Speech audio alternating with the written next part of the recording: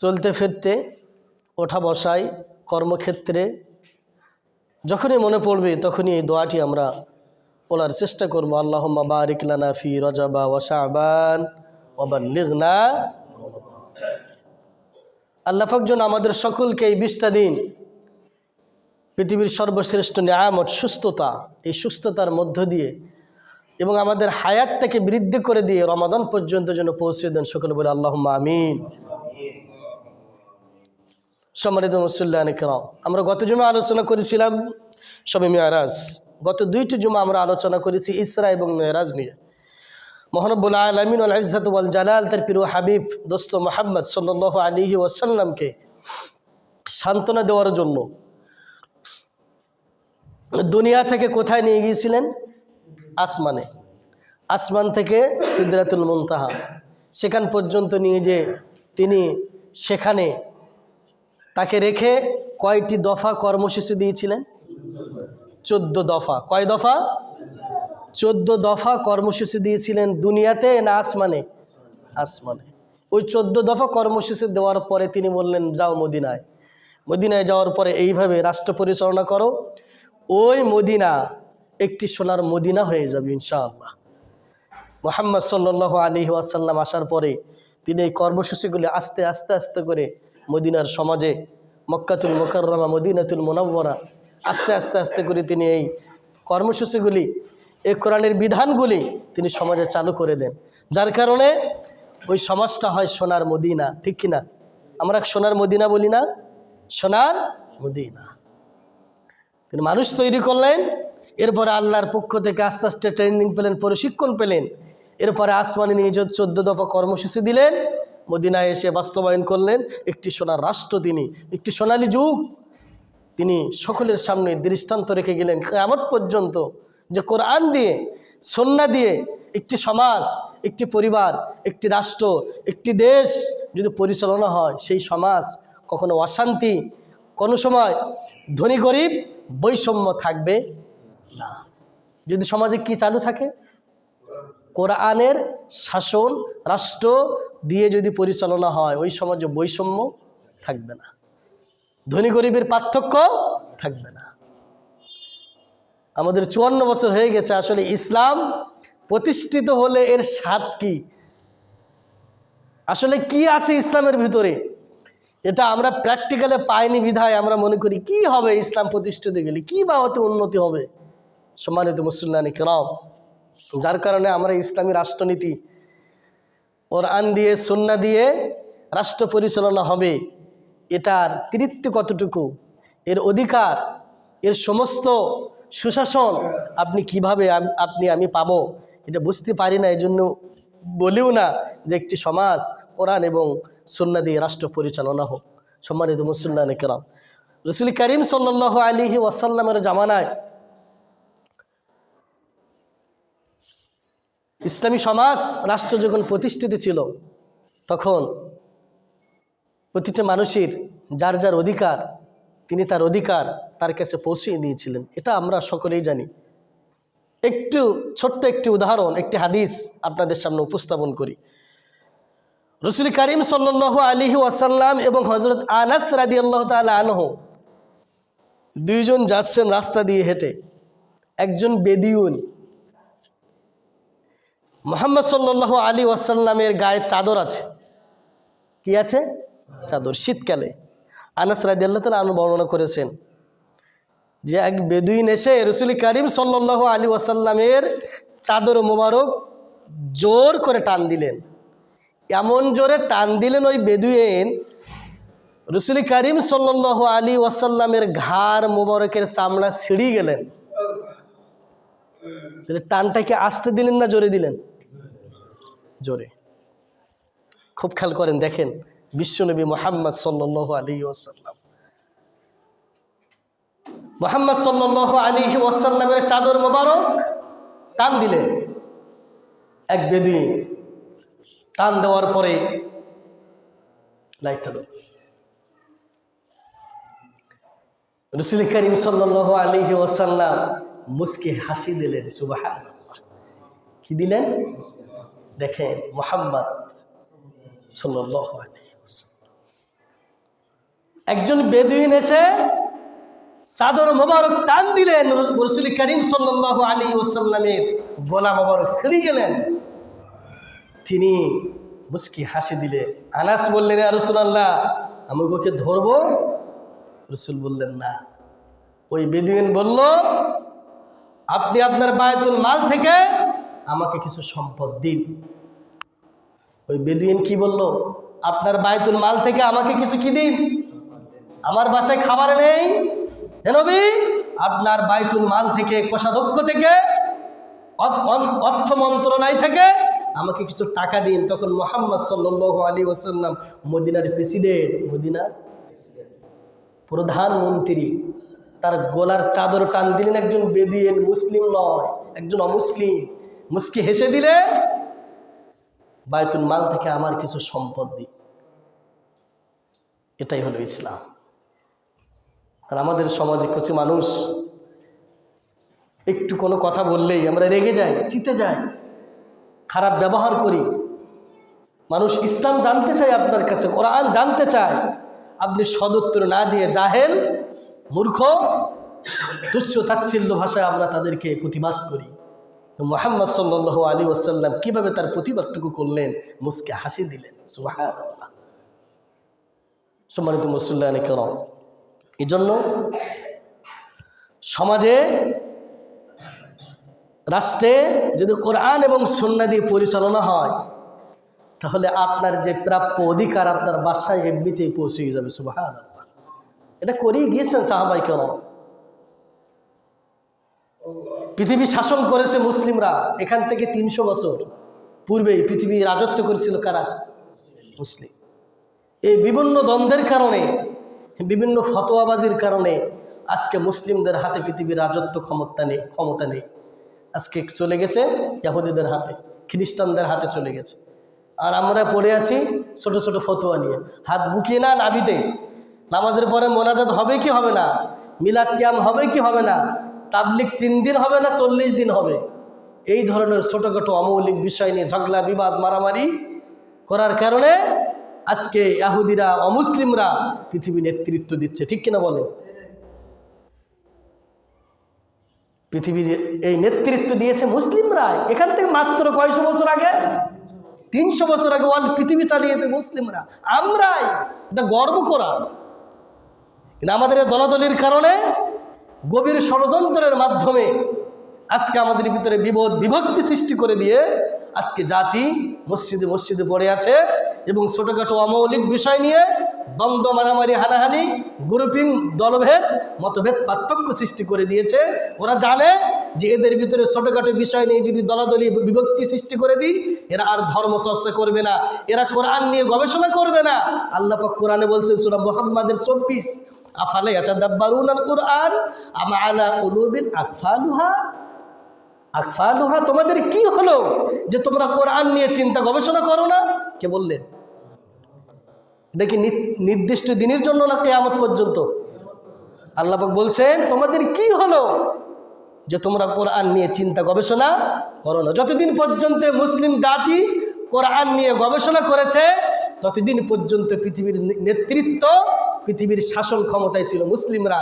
আর যেখান থেকে এই মুসলিম জাতি কোরআনের গবেষণা, কোরআন থেকে দূরে চলে গিয়েছে, তখন থেকে আল্লাহ পাক আমাদের উপরে অসৎ নেতৃত্ব চাপিয়ে দিয়েছেন। এটা সূরা আলে ইমরানে আছে, সূরা ইউসুফে আছে।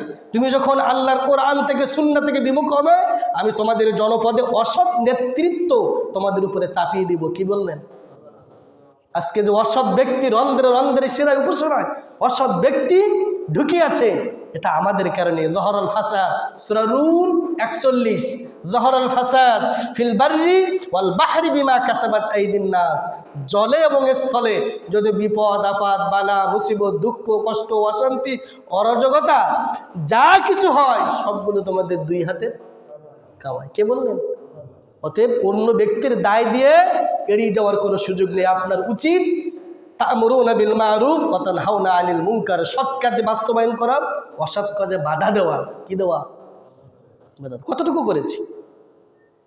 সামনে নির্বাচন আছে, আপনার বিবেক আপনি কোথায় কাজে লাগাবে? ধর্মটাই রাজনীতি, ধর্ম নিয়ে রাজনীতি হয় না, ধর্মটাই হলো রাজনীতি। মুহাম্মদ সাল্লাল্লাহু আলাইহি ওয়াসাল্লাম রাজনীতি করেছেন। অতএব রাজনীতি আলাদা, ধর্ম আলাদা, এই কথা যে বলে সে কোরআনকে অস্বীকার করে। কোরআনকে অস্বীকার করে। আফাতুমিনুনা বিবাদিল কিতাব ওয়া তাকফুরুনা বিবাদ, সূরা বাকারা 85। আল্লাহ পাক বলছেন তুমি কোরআনের কিছু অংশ মানবা, ইসলামের কিছু অংশ মানবা, কিছু অংশ মানবা না, তোমার সুবিধা মতো মানবা না, সুবিধা মতো মানবা, এটার নাম মুমিন নয়। আফাতুমিনুনা বিবাদিল কিতাব ওয়া তাকফুরুনা বিবাদ, তুমি তোমার সুবিধা মতো ইসলাম মানবা, এটা মুমিন নয়। ফামা জাযাউ মান ইয়াফআলু যালিকা মিনকুম ইল্লা খিzyুন ফিল হায়াতিদ দুনিয়া, তুমি যদি দুনিয়াতে ধর্মটাকে, ইসলামটাকে তুমি তোমার সুবিধা মতো পালন করো, তুমি দুনিয়াও লাঞ্ছিত হবা। ওয়া ইয়াউমাল কিয়ামাতি ইউরাদ্দুনা ইলা আশাদ্দিল আযাব, কিয়ামতের ময়দানে কঠিন শাস্তির সম্মুখীন তুমি আমি সকলেই হতে হবে। কে বললেন? অতএব কিছু মানবা, কিছু মানবা, এটা হবে সূরা বাকারা 209। ইয়া আইয়ুহাল্লাযীনা আমানু দুখুলু ফিস সিলমি কাফা, ইসলামে পরিপূর্ণভাবে দাখিল হও। আংশিক না পরিপূর্ণ? ইয়া আইয়ুহাল্লাযীনা আমানু দুখুলু, দাখালা ইয়াদখুলু মানে প্রবেশ করো, ফিস সিলমি কাফা, পরিপূর্ণভাবে তুমি ইসলামের ভিতরে প্রবেশ করো। কার নির্দেশ? অতএব ধর্ম আলাদা আর রাজনীতি আলাদা, এই কথা যে ব্যক্তি বলবে সে কোরআনকে অস্বীকার করে। নাউজুবিল্লাহ। তো আজকে থেকে যারা এটা মনে করেন, খবরদার আজকে থেকে এটা বলবেন না ধর্ম আলাদা আর রাজনীতি বলবেন, বলা যাবে না। তাহলে আপনি কোরআনকে অস্বীকার করলেন, আপনি কাফের হয়ে গেলেন, অস্বীকারী হয়ে গেলেন। অতএব ধর্মটাই রাজনীতি। কি বলেন তো? ধর্মটাই রাজনীতি।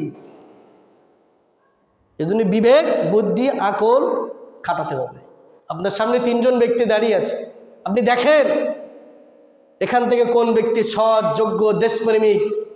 আপনি দেখেন কোন ব্যক্তি দুর্নীতি, চাঁদাবাজি, টেন্ডারবাজি, দখলদারি, আধিপত্য, টাকা আত্মসাৎ করবে না। আপনি দেখেন, যদি দেখে মনে হয় যে এই লোকটা মনে হয় দুর্নীতি, চাঁদাবাজি, টেন্ডারবাজি, দখলদারিত্ব, ক্ষমতা মানুষকে দেখাবে না, 5 ওয়াক্ত নামাজ পড়ে, সৎ, যোগ্য, দেশপ্রেমিক, এ ভোটের আগেও যা ছিল এ ভোটের পরেও তাই থাকবে, ওই এখনও নামাজ পড়ে, ভোটের পরেও নামাজ পড়ে, এই 3টি লোকের ভিতরে যাকে দেখে এমন মনে হয় আপনি তাকেই সমর্থন দিন, তাকেই সাপোর্ট দিন। আপনি এখনই মনে করছেন না লোকটা কেমন, কি হতে পারে, এই লোকটা যত অসৎ কাজ করবে, যত অন্যায় কাজ করবে, তার অন্যায় কাজের সমস্ত দায়ভার আপনাকে আমাকে নিতেই, এমনিতেই চলে আসবে। ফ্ল্যাক্সি লোড হয়ে পাসওয়ার্ড লাগবে না। কি লাগবে না? আপনি যদি আমাকে অসৎ ব্যক্তিকে নেতৃত্ব দেন, যদি সমর্থন করেন, তাহলে আমি যত অন্যায় কাজ করব, আমি যত দুর্নীতি করব, চাঁদাবাজি করব, টেন্ডারবাজি করব, অসৎ কর্ম করব, এর সমস্ত দায়ভার আপনার আমলনামায় অটোমেটিক ফ্ল্যাক্সি লোড হয়ে চলে যাবে। তাহলে আমি কেন নিব এই দায়? আমি নিজেই নামাজ পড়িনি, নিজেই আমি আল্লাহর বিধান কতটুকু মেনে চলি, এটা আমি আবার তাকে সমর্থন দেওয়ার কারণে যদি আমার আমলনামায় ফ্ল্যাক্সি লোড হতে থাকে, সার্বক্ষণিকভাবে ও দুর্নীতি করবে, আমার আমলনামা চলে আসবে, ও মিথ্যা কথা বলবে, আমার আমলনামা চলে আসবে, ও গরিবের টাকা আত্মসাৎ করবে, আমার আমলনামা চলে আসবে। এই দায়ভার পাগলহীন মানুষ ছাড়া, যে পাগল, যে মাজনুন, সেই ব্যক্তি ছাড়া কোনো বুদ্ধিমান, চালাক, চতুর, বিবেকবান, আকল, কমন সেন্স, যার কাণ্ডজ্ঞান আছে, আমার মনে হয় না সেই ব্যক্তি কোনো অসৎ, অযোগ্য ব্যক্তিকে সাপোর্ট করবে। করবে সেই ব্যক্তি যে পাগল, যে কি, ঠিক কিনা বলেন? কারণ আমি নিজেই আমার অপরাধে জর্জরিত, এটা আমি আরেকজন সাপোর্ট দেওয়ার কারণে তার অপরাধের দায়ভার আমি নেব, এর চেয়ে পাগল বকিবে আর কিছু হতে পারে কি? সম্মানিত মুসল্লিয়ান কেরাম, এই জন্য রাসূল করিম সাল্লাল্লাহু আলাইহি ওয়াসাল্লামকে মিরাজে নিয়ে যে 14 দফা কর্মসূচি দিলেন, তার ভিতরে একটি হলো ওয়াদা ঠিক রাখা, আমানত ঠিক রাখা। তুমি তোমার আমানতটাকে যথোপযুক্ত জায়গায় তুমি তাকে দান করবে। শোনেন, জুতা এটা কোথায় রাখতে হয়? পায়ে। এখন আপনি জুতাকে ভালোবেসে যদি জুতা বগল ডাকাই করে নিয়ে ঘুরে বেড়ান, অসুবিধা না। অসুবিধা হলো আপনি ওই জুতার সাথে জুলুম করলেন। কি করলেন? জুলুম। কেন? কারণ জুতার হক হলো পায়ে দেওয়া। কি দেওয়া? পায়ে দেওয়া।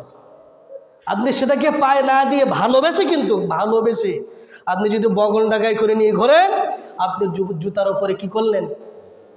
জুলুম। অর্থাৎ যেখানে যে জিনিসটা রাখা দরকার সেখানে সেই জিনিসটা রাখাটাই হলো আমানত, সৎ, যোগ্য, দিনদারিতার পরিচয়। অতএব আপনি অসৎ ব্যক্তিকে পছন্দ করবেন, আবার আপনি ভালো জিনিস চাইবেন।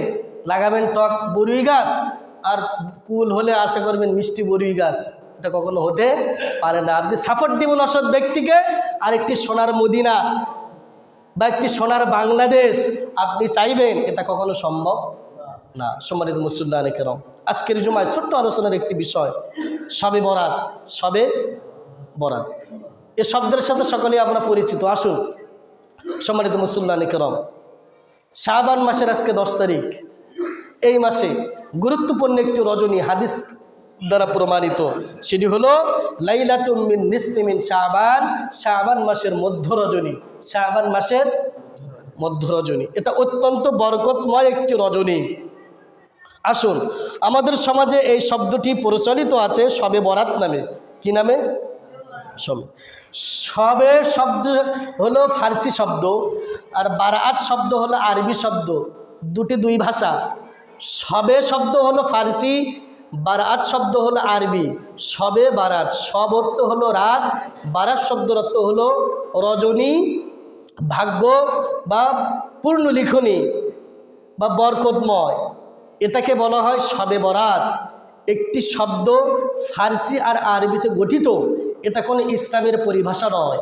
কোরআনেও নেই, হাদিসেও এই শবে বরাত শব্দে কোনো কোরআনে হাদিসই নাই। আমি কি বোঝাতে পারছি?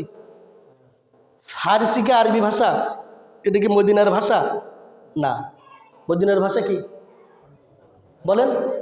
আরবি। তাহলে শবে শব্দ হলো ফার্সি শব্দ, তাহলে তো এটা কোরআনেও নেই, হাদিসেও নেই। ফার্সি শব্দ তো কোরআনের ভাষা না। অতএব আর বারাত শব্দ হলো আরবি ভাষা। এই দুটি সমন্বয় উপমহাদেশে শবে বরাত নামে পরিচালিত, এই শবে বরাত। আসুন, কিন্তু রাসূল করিম সাল্লাল্লাহু আলাইহি ওয়াসাল্লামের হাদিস অনুযায়ী এই রজনীটাকে বলা হয় লাইলাতুম মিন নিসফি শাবান, শাবান মাসের মধ্য রজনী। শাবান মাসের মধ্য রজনী। এই রাতে রাসূল করিম সাল্লাল্লাহু আলাইহি ওয়াসাল্লামের কিছু সহিহ হাদিস দ্বারা বর্ণনা আছে ফজিলতের কথা, গুরুত্বের কথা। কিন্তু অধিকাংশ কথা আমাদের সমাজে চালু আছে সব ভিত্তিহীন, বানোয়ার জাল, যার কোনো প্রমাণ নেই। অথচ আপনি আমি শবে বরাতের নামে পালন করি, আমল করি। অনেকটা কমে গেছে, আগে অনেক ছিল, এখন আর সেগুলো নেই। এখন অনেকটা শবে বরাতের নামে কুসংস্কার, জালবিহীন, সঠিক সনদ মতন এবং সঠিক সহিহ হাদিসের আলোকে আমল খুব কম হয়। তবে ওখানে আস্তে আস্তে আস্তে আস্তে যদি দিন যাচ্ছে, মানুষ পরিবর্তন হচ্ছে, সঠিকটা জানার চেষ্টা করছে, সঠিক আমল করার চেষ্টা করছে। সম্মানিত মুসলিম কেরাম, আসুন, শবে বরাত নিয়ে কোরআনে কোনো নির্দেশ নেই। 1 নম্বর, শবে বরাত নিয়ে কোরআনের কোনো নির্দেশ নেই। হাদিসে আছে, যে হাদিসটা আপনাদের সামনে বলেছি, যে রাসূল করিম সাল্লাল্লাহু আলাইহি ওয়াসাল্লাম বলেছেন যে এই রাতে মহারব্বুল আলামিন ওয়াল ইজ্জাত ওয়াল জালাল তার সৃষ্টির দিকে দৃষ্টিপাত করেন এবং 2 শ্রেণীর ব্যক্তিদেরকে বাদে আল্লাহ পাক সকল মানুষদেরকে ক্ষমা করেন। কয় শ্রেণীর ব্যক্তি বাদে? 2 শ্রেণী। 1, ইল্লা লিমুশরিকিন আও মুশাহিন, মুশরিক আর হিংসা বিদ্বেষকারী। এই 2 শ্রেণীর ব্যক্তি বাদে সকল ব্যক্তিকে আল্লাহ পাক এই মধ্য রজনীতে শবে বরাত নামে যে দিনটা আপনি আমি জানি, এই দিনটা আল্লাহ পাক সকল বান্দা বান্দীদের গুনাহগুলো মাফ করে দেন। সুবহানাল্লাহ। সেই দিনটি সামনে। সেই দিনটি কবে? সামনে। আসুন সম্মানিত মুসলিম কেরাম, রাসূল করিম সাল্লাল্লাহু আলাইহি ওয়াসাল্লাম বলেছেন যে প্রতিটি মানুষের কর্ম, তার আমল সপ্তাহে 2 বার আল্লাহর আরশে উঠানো হয়, আল্লাহর দরবারে এই সমস্ত আমলনামাগুলি, আপনার যত আমলনামা হয়েছে, প্রতি সপ্তাহে 2 বার করে আল্লাহর দপ্তরে জমা দিয়ে আসে ফেরেশতারা। কোথায়? আল্লাহর কাছে। কার কাছে? আল্লাহর কাছে। প্রতি সপ্তাহে কয়বার? সোমবার, বৃহস্পতিবার। এই 2টি দিন আপনার আমার সকলের আমলনামা প্রতি সোমবার এবং বৃহস্পতিবার জমা যায় কার কাছে? এক শ্রেণীর ব্যক্তির আমলনামা আল্লাহর কাছে জমা নেয় না, দেয়ও না, আল্লাহ গ্রহণও করে না। সেটা হলো ভাই ভাইয়ের প্রতি বিদ্বেষ সৃষ্টিকারী, ভাই হিংসা বিদ্বেষ সৃষ্টিকারীর আমলনামা আল্লাহর আরশে আল্লাহ গ্রহণ। আল্লাহ বলে যে ওই ব্যক্তি যতক্ষণ না ফিরে আসে ততক্ষণ তার আমলনামা আমি গ্রহণ। কত ভয়ানক, কত ভয়ানক। প্রতি সপ্তাহে আপনার আমলনামা আল্লাহর দরবারে চলে যাচ্ছে। যদি আমি কারো প্রতি বিদ্বেষ পোষণ করি, তাহলে আপনার আমলনামা আল্লাহর কাছে জমা হচ্ছে না। ঠিক তদ্রূপ এই মধ্য রজনীতে রাসূল কারীম সাল্লাল্লাহু আলাইহি ওয়াসাল্লাম বলছেন, এই বান্দার আমলনামা আমার কাছে উঠানো হয়, এবং এমন সময় উঠানো হয় বান্দা যখন সিয়াম পালন করে। কি করে? আমার আমলটার জন্য এমন সময় আল্লাহর দরবারে উঠানো হয় যখন আমি কি পালন করেছি? সিয়াম পালন করেছি। রাসূল কারীম সাল্লাল্লাহু আলাইহি ওয়াসাল্লামের কাছে জিজ্ঞেস করলেন, ইয়া রাসূলুল্লাহ, আপনি প্রতি সোমবার এবং বৃহস্পতিবার রোজা রাখেন? তিনি বললেন, আমি এ কারণেই রোজা রাখি, কারণ প্রতি সোমবার এবং বৃহস্পতিবার প্রতিটি বনি আদমের, প্রতিটি ইমানদার বিশ্বাসী ব্যক্তির আমলনামা তার আরশে আল্লাহর কাছে উঠানো হয়। আমি চাই যে আমার আমলনামাটার জন্য রোজা অবস্থায় আল্লাহর দরবারে উঠে। সুবহানাল্লাহ, সুবহানাল্লাহ। এই জন্য প্রতি সোমবার এবং বৃহস্পতিবার রোজা রাখা একটি সুন্নাহ পদ্ধতি, এবং প্রতি আরবি মাসের 13, 14, 15 বেজর রাত, বেজর তারিখে রোজা রাখা সুন্নাত। প্রতি আরবি মাসের 13, 14, 15 রাসূল কারীম সাল্লাল্লাহু আলাইহি ওয়াসাল্লাম রোজা রাখতেন। এ কারণেই এটা সুন্নাহ। এবার আসুন সম্মানিত মুসল্লিয়ানে কেরাম, শবে বরাত রাসূল কারীম সাল্লাল্লাহু আলাইহি ওয়াসাল্লাম এই রাতের কথা বর্ণনা করেছেন, হাদিস দ্বারা প্রমাণিত। রাসূল কারীম সাল্লাল্লাহু আলাইহি ওয়াসাল্লাম আয়েশা সিদ্দিকা রাদিয়াল্লাহু তাআলা আনহা থেকে বর্ণিত, তিনি শবে বরাত ও শাবান মাসের মধ্য রজনীতে কাউকে না জানিয়ে তিনি কবরস্থানে কবর জিয়ারত করতে গিয়েছেন। এই হাদিসটা সকলেই জানি, শুনেছি। আয়েশা সিদ্দিকা রাদিয়াল্লাহু তাআলা আনহাও জানেন না যে কখন মুহাম্মদ সাল্লাল্লাহু আলাইহি ওয়াসাল্লাম চলে গেছেন আমার এখান থেকে। তিনি দেখলেন মুহাম্মদ তো আমার পাশে নেই, তিনি চলে গেলেন। খুঁজতে খুঁজতে যেয়ে দেখেন জান্নাতুল বাকি কবরস্থানে 2 হাত উঁচু করে আল্লাহর কাছে তিনি কায়মন অবক্কে দোয়া করে প্রার্থনা করেছেন সকল মাইয়িতের জন্য। সেই রাতটি ছিল মধ্য রজনী শবে বরাত নামক রাতে। অতএব এই হাদিসটি কেউ কেউ বলেছেন একটু সনদের দিক থেকে দুর্বল আছে, জয়ীফ আছে। তবে শবে বরাতের রাতে নির্দিষ্ট না করে এই মাসে আমাদের উচিত আমাদের প্রত্যেকের পূর্বপুরুষদের কবরস্থানে যেয়ে 2 হাত তুলে একটু দোয়া করা, প্রার্থনা করা। কি করা? প্রার্থনা করা, দোয়া করা। যাদের উসিলায় পৃথিবীতে এসেছি, যাদের ভিটা বাড়িতে আজকে আমি বসবাস করি, একটু যাওয়া, এখানে দাঁড়িয়ে দোয়া করলেও কবুল হয়ে যায়, কিন্তু তারপরও কবরস্থানে যে দোয়া করার ফজিলাত ইসলামে আছে। কেন? কারণ কবরস্থানে দাঁড়িয়ে দোয়া করলে মনটা নরম হয়। এ কারণেই যে কয়েকদিন পর এই কবরস্থানে এখানে আমাকেও আসতে হবে। মাফ নেই, মাফ নেই, আমাকেও আসতে হবে। এর জন্য মুহাম্মদ সাল্লাল্লাহু আলাইহি ওয়াসাল্লাম শাবান মাসে কবরস্থানে যে তিনি সকল মাইয়িতের জন্য দোয়া করলেন। আমরা চেষ্টা করব আমাদের পূর্বপুরুষদের জন্য, যদি কবরস্থান নিকটে থাকে যাব, নিকটে যদি না থাকে তাহলে আপনি আমি একান্ত 2 রাকাত নামাজ পড়ে আমি আমার পূর্বপুরুষদের জন্য প্রার্থনা করব, দোয়া করব। পারবো না ভাই? পারবো না? বলেন। এতটুকু কি পারবো না? আপনি যদি না করেন আপনার সন্তান করবে না, আমি যদি না করি আমার সন্তান করবে না, নিশ্চিত, শতভাগ সত্য কথা। যদি আমি আমার আব্বা আম্মাকে যদি সঠিক মূল্যায়ন না করি, তুমিও একদিন বাবা হবা, তোমার সন্তানও ঠিক 16 আনা তোমাকে সাপোর্ট দিবে না। তিলকাল আইয়ামু নুদাবিলুহা বাইনান নাস, এ বক্তব্য আমারও নয়, এ বক্তব্য আল্লাহ। তুমি আজকে মনে করছো এটা, দিন ঘুরতে দেরি নেই, কয়েকদিন পরেই দিন ঘুরে যাবে, সেদিন তোমাকে ও তোমার সঠিক মর্যাদাও দিবে না। বক্তব্য কার? অতএব যাদের ওসিলায় পৃথিবীতে এসেছি তাদের জন্য একটু দোয়া করা, পারবো তো ইনশাল্লাহ? ইনশাল্লাহ। কবরস্থানে যেয়ে পারলে করব, না পারলে এখানে বসে 2 রাকাত নামাজ পড়ে দাদা দাদির নামে, নানা নানির নামে, আব্বু আম্মুর জন্য, চাচা চাচির জন্য, যারা দুনিয়া থেকে বিদায় নিয়েছে সকল মাইয়িতের জন্য প্রাণ খুলে একাকিত্ব একা একা আল্লাহর কাছে দোয়া করা। আমরা সকলেই জন্য এই আমলটি করি। আল্লাহ পাক আমাদের সকলকে সে তৌফিক দান করুক। সকল বলে আল্লাহুম্মা আমিন। সম্মানিত মুসলিম কেরাম, তবে আগে কুসংস্কার বলি। শবে বরাতের জন্য অতিরিক্ত কোনো আমল ইসলামে নেই। শবে বরাত উপলক্ষে অতিরিক্ত কোনো নামাজ, সূরা পাঠ করা, অতিরিক্ত কোনো জিকির আজগার করা ইসলামের বিধানে নেই। বোঝাতে পারছি? শুধু আছে সিয়াম, শুধু আছে কি?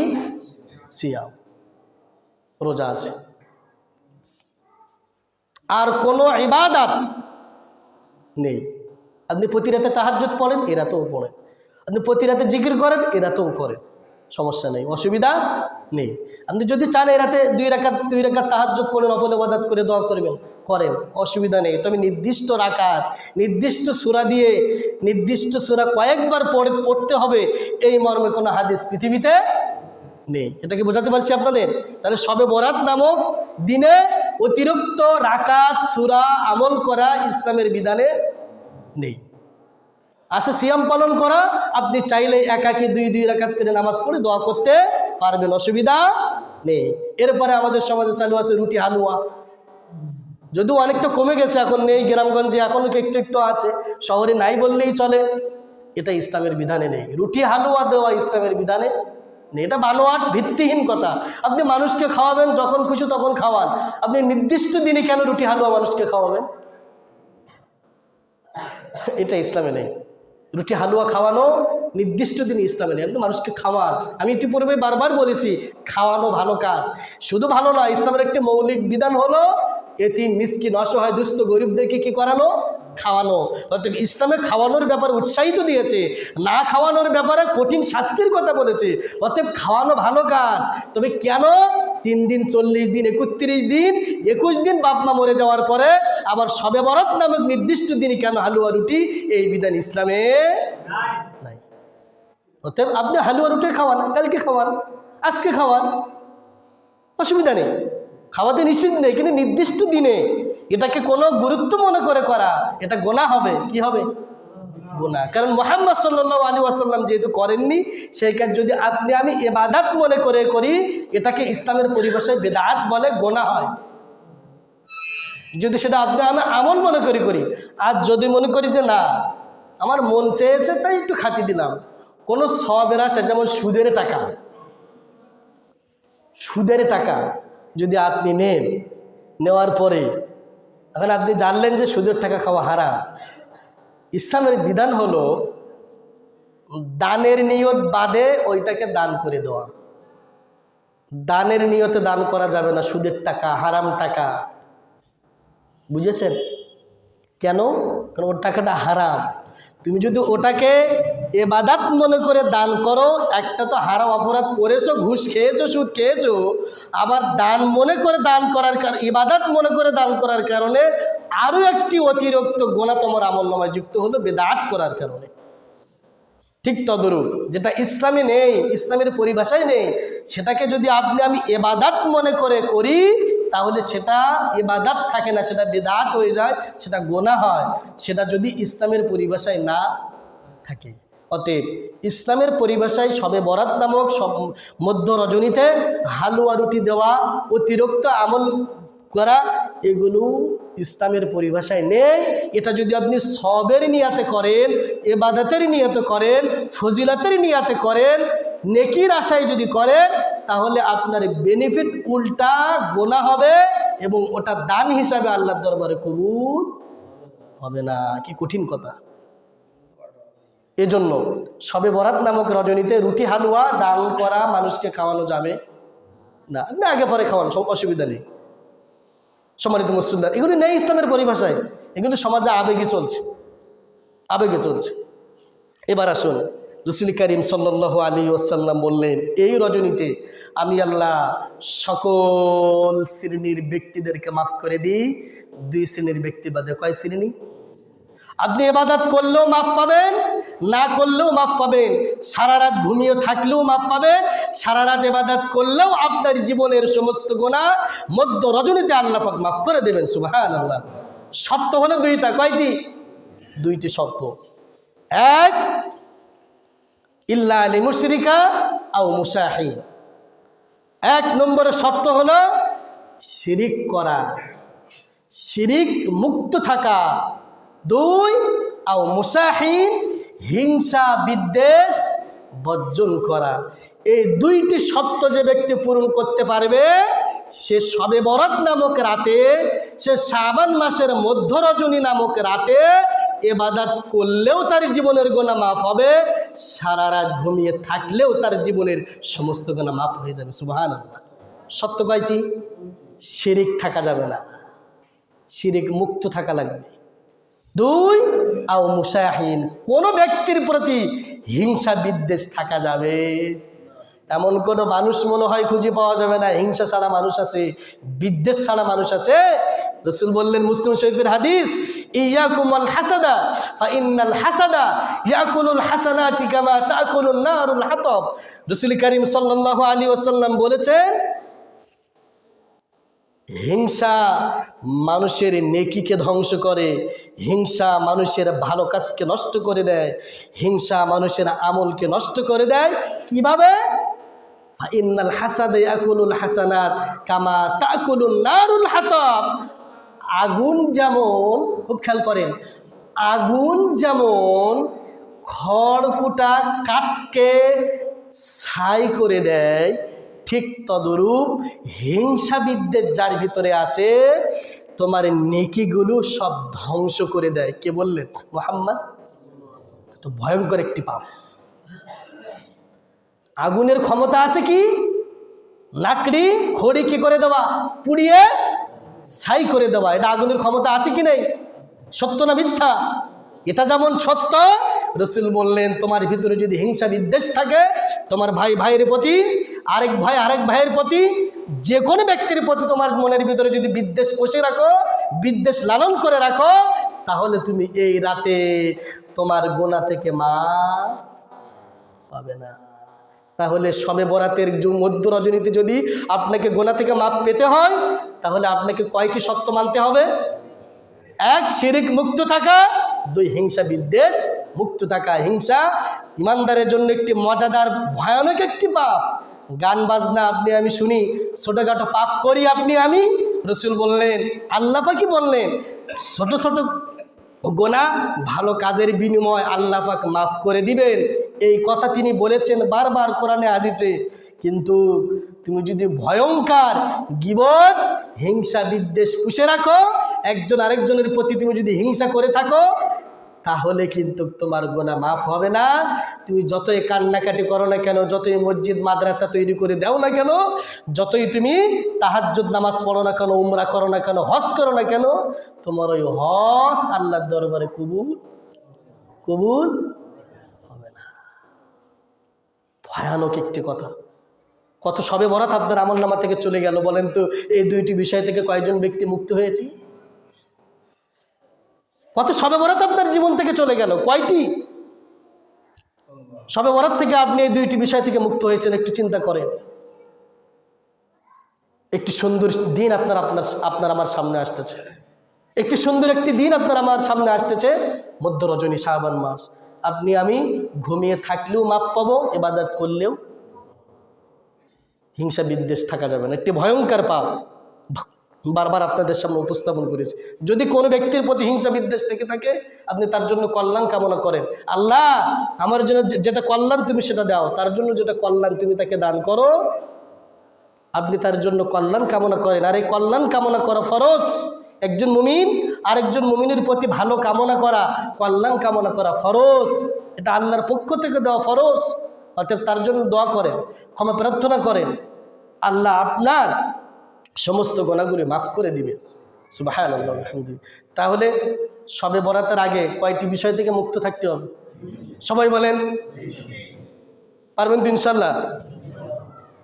এক হলো শিরিক করা, আমাদের হয়ে গেছে, তাওবা করব। কি করব? তাওবা, আল্লাহ আর করব না। 2, ভাইয়ের প্রতি হিংসা আছে, বিদ্বেষ আছে। ও আপনার জমি আত্মসাৎ করেছে, করুক। ও আপনাকে জেলে খাটিয়েছে, খাটাক। ওর 16 আনা বিচার কে করবে? অতএব কেন আপনি তার প্রতি বিদ্বেষ পুষে রাখার কারণে আপনার গোনাগুলো কেন নষ্ট করবেন? কেন আপনি গোনাগুলো মাপ পেতে চাইবেন না? অতএব আপনি বা আরেকজন আপনার প্রতি যেটা করেছে, প্রত্যেকের বিচার আল্লাহ পাক তিনিই করবেন। কারোর প্রতি তিনি জুলুম করবেন না। যদি আপনার উপরে কোনো মানুষ জুলুম করে, অত্যাচার করে, অন্যায়ভাবে আপনার জমি টাকা পয়সা আত্মসাৎ করে, এতিমের টাকা যদি আত্মসাৎ করে, তার বিচার কে করবেন? কিন্তু আমি কেন তার প্রতি বিদ্বেষ পুষে রাখার কারণে আমার গোনাগুলি কেন মাফ করে নিতে চাই না? এটা হতে পারে না। এটা বুদ্ধিমানের কাজ নয়। যেহেতু মুমিন হলো বুদ্ধিমান, মুমিন হলো কি বুদ্ধিমান, ঝক বুঝি কোপ মরে, বেশি আমল করে না। সেজন্যও আমাদেরকে আল্লাহ পাক বড় বড় রজনী, বড় বড় ভাগ্য দিন আল্লাহ পাক আমাদের জন্য দিয়েছেন, মুহাম্মদ সাল্লাল্লাহু আলাইহি ওয়াসাল্লামের উম্মত হওয়ার কারণে। সুবহানাল্লাহ। পূর্বে যত নবী রাসূল এসেছে তারা পৃথিবীতে বেঁচেছিল কেউ 200 বছর, 400 বছর, 1000 বছর, কিন্তু তাদেরকে লাইলাতুল কদর খায়রুম মিন আলফি শাহর নামক রাত আল্লাহ পাক তাদেরকে দেননি। আমরা হায়াত পাবো কম, না আমরা মুহাম্মদ সাল্লাল্লাহু আলাইহি ওয়াসাল্লাম উম্মত হওয়ার কারণে এই ছোট ছোট রাতগুলো অনেক ফজিলত দিয়ে আল্লাহ পাক দিয়েছেন, যাতে তোমাদের গুনাহগুলো মাফ করে নিয়ে জান্নাতে যেতে পারো। এই জন্য সেই বৃহত্তম একটি ফজিলতপূর্ণ, গুরুত্বপূর্ণ, মর্যাদাপূর্ণ একটি রাত শাবান মাসের মধ্য রজনী, আল্লাহ পাক তার আসার পূর্বেই আমাদের এই 2টি সত্য থেকে, এই 2টি গোনা থেকে, এই 2টি মারাত্মক ব্যাধি থেকে, মুশরিক শিরিক করা থেকে এবং হিংসা বিদ্বেষ মুক্ত রেখে সুন্দর একটি মন আল্লাহ পাক যেন আমাদের সকলকে দান করে এবং এই রাতে যেন আল্লাহ পাক সকলকে আল্লাহ পাক যেন মাফ করে দেন। সকলে বলে আল্লাহুম্মা আমিন। সকলে বলে আল্লাহুম্মা আমিন। সম্মানিত মুসলিম কেরাম, শবে বরাত যেটা আমি জানি, এটা হলো আগামী মঙ্গলবার দিবাগত রাত। আগামী দিবাগত রাত, বুধবার হলো শবে বরাতের দিন। অতএব আমি সকলেই চেষ্টা করব মঙ্গলবার, বুধবার, সোম, মঙ্গল, বুধ বা মঙ্গল বুধ এই 2টি দিন সিয়াম রাখা। কি রাখা? সিয়াম রাখা। মা বোনেরা যারা শুনছেন, মঙ্গল বুধ, আর যারা 3টা রাখতে চান, সোম, মঙ্গল, বুধ, কিন্তু 2টি রোজা রাখতে হবে, মঙ্গল এবং বুধবার। এই 2টি সুন্নাহ রোজা আমরা সকলেই ইনশাল্লাহ রাখবো। রাজি আছেন তো ইনশাআল্লাহ? কারণ কয়দিন পরে হলো রমাদান, 30টা দিন সিয়াম রাখতে হবে। রাসূল কারীম সাল্লাল্লাহু আলাইহি ওয়াসাল্লাম এই মাসটাই পুরা রোজা রাখতেন। রাসূল কারীম সাল্লাল্লাহু আলাইহি ওয়াসাল্লাম এই মাসের 1 থেকে 15 তারিখ পর্যন্ত টানা সিয়াম রাখতেন। অতএব আমরা সেটা পারতেছি না। অতএব আমরা ন্যূনতম এই মাসের জন্য কয়টি রোজা রাখবো? 2টি। কবে বলেন তো? মঙ্গলবার অথবা বুধবার। এই 2টা দিন আল্লাহ পাক যেন আমাদের সকলকে এই নফল সিয়াম রাখার মন মানসিকতা রাখার তৌফিক দান করে। সকলে বলে আল্লাহুম্মা আমিন। সকলে সুন্নাত নামাজ আদায় করি।